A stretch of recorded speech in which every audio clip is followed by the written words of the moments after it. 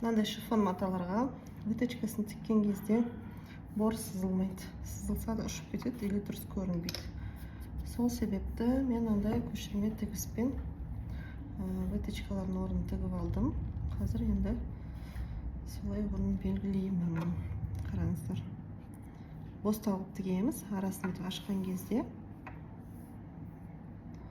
осылай арасында жіптер болады, соларды кесеміз аккуратно.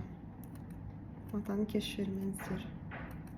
Өйткені мата өте жұқа, өте нәзік шифон.